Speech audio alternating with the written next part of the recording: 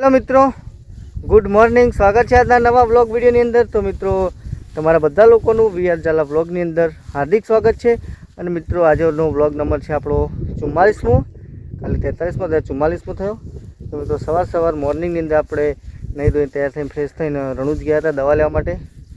નેવદમણની હજી આપણે નેવદમણ બહુ થઈ ગયું. તમે જુઓ ખાલી રાડાની અંગાત ઢેબરોન ચીલ ને બધું બહુ મોટું થઈ જોવા મળ્યું. અંગાત જુઓ.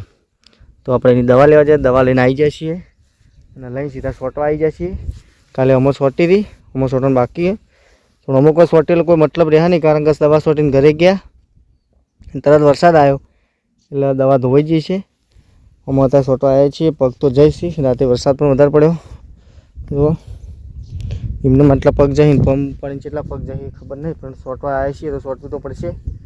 પગ કરીને 2 રાઉન્ડ મારતા પણ 1 રાઉન્ડમાં લોબા હાથે ખેંચી નાખ્યું. તો તમે કોમેન્ટ કરી જણાવો યાર, કોમેન્ટો કરતા નહીં મજા આવતી યાર. કોમેન્ટ કરો તમને અમારો બ્લોગ કેવા લાગે. બીજી વાત પછી કરીએ. ચાલો મિત્રો, દવા છોટવાનું ચાલુ કરીએ, પછી તમને મળીએ. જય માતાજી. તો હેલો મિત્રો, ફાઇનલી આપણે દવા છોટી કાઢી છે નિંદામણની. હવે જોઈએ છીએ અઠવાડિયા પછી આવશું નિંદામણ બળ્યું કે ના બળ્યું. એમાં હોમાની છે ઢેબરા ચીલની સોટી નહીં, એવું હોમો બળી જાય તો પછી ઢેબરા ચીલની સોટશું આપણે. લેડો મિત્રો, 12:30 થઈ ગયા. આપણે આવ્યા હતા 10:30 પોણા 11. તો દવા છંટાઈ જઈએ 6 પંપ જેવા. તો આપણે એવું ઘરે જાઓ મિત્રો, ખાઈ પીને પાછા શૂટિંગમાં જાઉં. શૂટિંગ પાછા 2:30 વાગે 3 વાગે જઈશું દવા છોડવા માટે. તો ચાલો મિત્રો, આજનો પિરિયડ આખો દવા છોડવાનો છે આજનો દિવસ. તો તમે વ્લોગની અંદર કન્ટિન્યુ જોજો, તમે દવા છોટેલા વ્લોગ જોવા મળશે. જય માતાજી. હેલો મિત્રો, આપણે આવી ગયા છીએ જમીન પાછા સ્ટુડિયો ઉપર આપણા. તો ફાર્મ હાઉસ ઉપર, મિની ફાર્મ હાઉસ ઉપર શૂટિંગ કરવા માટે. તો મારે એક્ટર તૈયાર થઈ. તો મિત્રો, આજે ફટાફટ શૂટિંગ કરવું પડશે, કારણ કે આપણે જવાનું છે દવા છોટવા માટે. તમારી સોચ એવી છે એટલે તમે એવા રહો. सोच हमारी सोच को बदल सके वो किसी में गुरूर नहीं और हम बदले. તો લેવાનો મિત્રો, શૂટિંગ ચાલુ કરી પછી મળીએ તમને. તો હેલો મિત્રો, આપણે આવી ગયા છીએ દવા છોટવા માટે. પણ દવા છોટવા માટે મિત્રો એટલે કહેવત નહીં, વહેલા ઉઠાને ભૂલા પડે એવું થયું છે. દવા છોટવા આવ્યા છીએ પણ કુંડીમાં પાણી હપુચું હોય નહીં.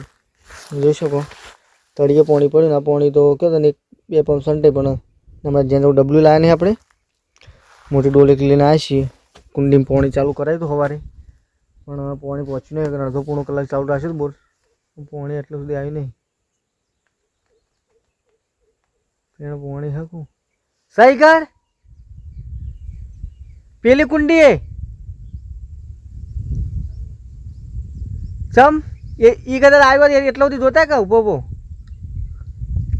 બરાબર ભાઈ જ્યાસી હજી પાણી ધોવા માટે. પેણે કુંડી હે, હું જોતા હોડો પાણી કદાચ એ પાયેલું દેખાણ, કદાચ પાણી ભરેલું હોય મેળાઈ જાય. 2 પંપ લઈને આવ્યા ભાઈ, એક નહીં 2 પંપ તો દવા છોટવા લઈને આવ્યા, પણ પાણી હપુતું નહીં. આટલા બોર છે પણ બહુ સેટાઈ બોર પણ એના છે જાળી મારીએ તો આમ ભમીને થઈને દરવાજો આગળ થશે. પેલો બોરી તો બંધ જ છે અને બોર પેલો એને જાળી મારેલી છે તો પેલો બધો દરવાજો દેખાય ને ભમીને આવવું પડે.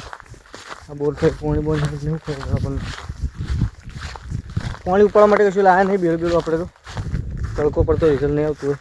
તો ફાઇનલ મિત્રો, આપણે કુંડીમાં ઉતરીને પાણી ભરીશું.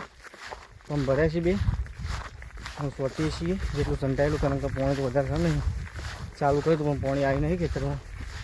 થોડું પાણી હતું ભૂલથી બરાબર કુંડીમાં તો ઉતરીને બાટલો કાપીને ભર્યું પાણી. થોડું કરીને જેટલા પંપ ભરે એટલા પર સોટીએ, કાલ ઓછા એટલા સોટવા થઈ. તો મિત્રો, દવા સંતાની ચાલુ છે. એક ખેતર સંતાઈ રહેવાથી હોય તો 2-3 પાડે બાકી નહીં સોટો પીવાય. 2 પંપ મંગાટ લઈને ફરીએ છીએ. આટલી જમીન વહારી ફટાફટ, કારણ કે પાણી નહીં એટલે પાણી ફટાફટ વહારે, પણ પાણી કુંડી ઉતરી પાણી ભરવું પડે. તો મિત્રો, જેમ તક પાલે પાણી ભરીને ફરવું પડે એટલે વાર થાય છે. કદી પટી જવા છે. તો પટાઈને ઘેર જવું અમે ખેતર નાનું છે, ફટાફટ પટી જા. ઘણા તને મળીએ તમને મોડા. કોમેન્ટ કરો મિત્રો તમારો આઈડો કેવો હોય. તો ફાઇનલ મિત્રો, દવા છોટીને ઘરે આવી જાય છીએ અને દવામાં એવા લોચા થયા કે એક પંપની દવા છોટવાની બાકી હતી, 2 પંપમાં ચાર્જિંગ પટી ગયું. તે આખો પ્રોગ્રામ બગડી ગયો. 3-4 પાડે બાકી રહી ગયા દવા છોટવા માટે. હવે આપણે દવા છોટો સવારે જવાનું છે તો તારે પંપ ચાર્જિંગમાં મિલ લેવું.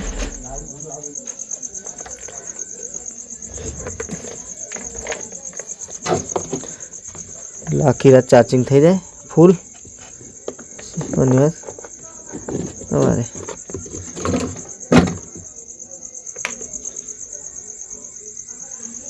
તો પંપ ચાર્જિંગ મિલી દો મિત્રો. સવારે આપણે પહેલાં દવા છોટો જવાનું ને કાલે જવાનું છે કાર્તિકના મેળામાં. તો ચલો મિત્રો, આજના બ્લોગ બસ આટલા સુધી. મળશું કાલે સવારે નવા બ્લોગ સાથે. જય માતાજી, જય દ્વારકાધીશ, જય શ્રી રામ.